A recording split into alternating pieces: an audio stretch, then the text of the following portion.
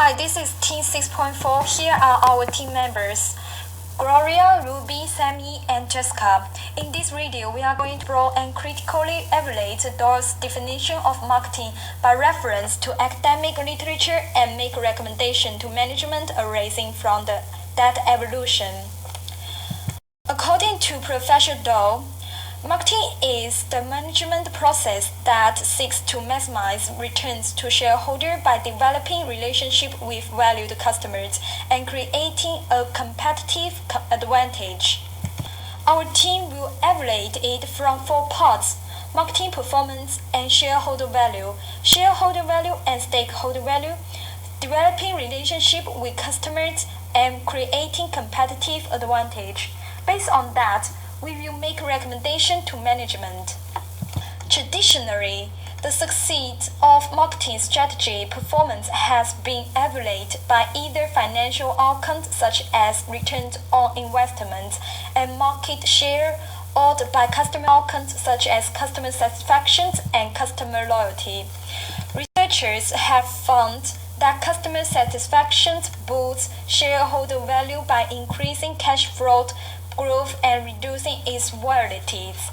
Lucas argued that a shareholder-valued approach improves marketing's strategic influence in today's organizations, as well as its influence in the marketing strategy formulation process. This discussion reveals the fact that financial performance is an important driver of shareholder value through customer satisfaction. For investors, identifying the contribution of marketing strategy to shareholder value through the customer satisfaction and financial performance is very vital for the accurate assessment of marketing's contributions to shareholder value and its influence on strategic decision. However, some arguments insist profitability is the best measurement of marketing performance. By measuring the profitability of their products, territories, customer groups, segments, trade channels, and order size, companies can determine whether any should be changed or eliminated.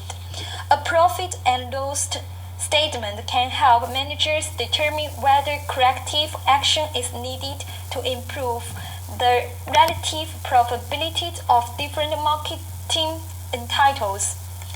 However, maximizing profit is about short-term management, such as cutting costs, reducing investment, and downsizing. This cannot be used developing long-term strategies and building world-class business. Meanwhile, shareholder value is a long-term concept. It's about building business that lasts. Despite what managers believe, investors see through short-term tactics that temporarily boost profit. Marketing performance is the root source of shareholder value. The pure shareholders are those who provide capital with no other interest in companies and maximizing the returns on their share, future dividends, and capital gains given a certain level of risk. At the point maximizing the returns of shareholder values on the share capitals is not including any other stakeholder interest in.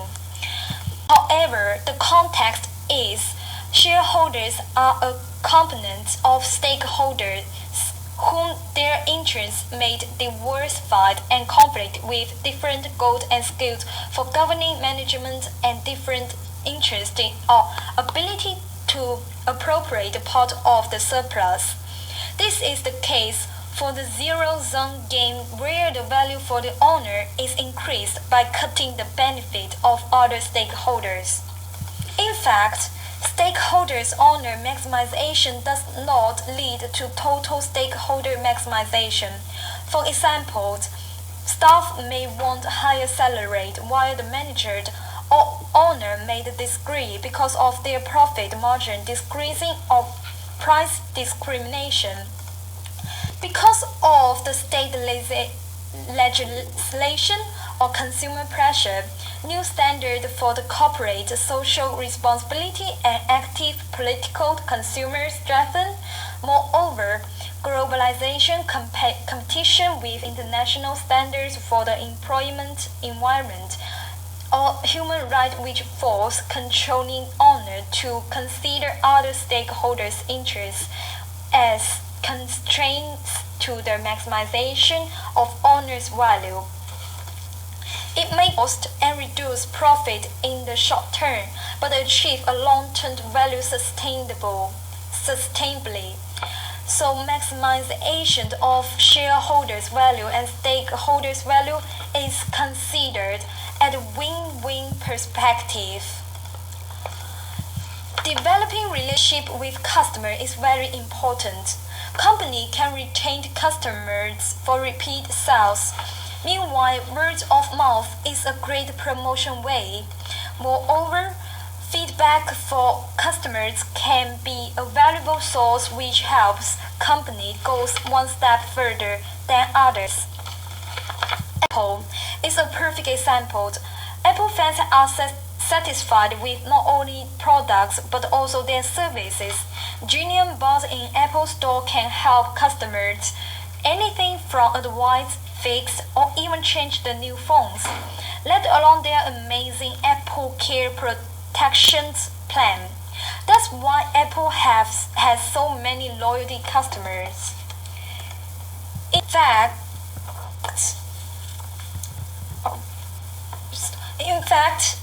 some companies think building relationship with customers is not important as their customers only buy once.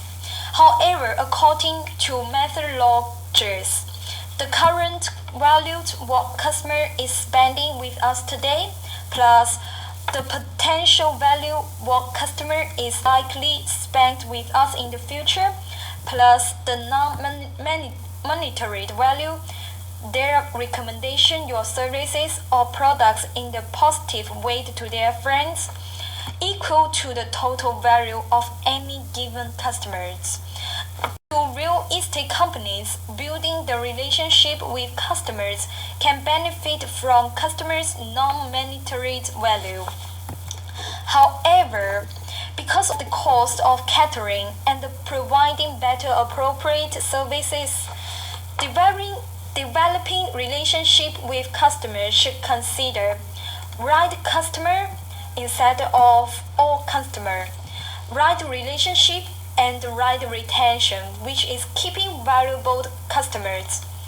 Hilton Hotels introduced a guest loyalty program focused on the most profitable group of customers and reduce the weight of brand position, which helps in developing a better relationship with valued customers. So, developing relationship with valued customers is vital. There are three main parts that managers need to focus on in order to create a competitive advantage. First of all, innovation technique.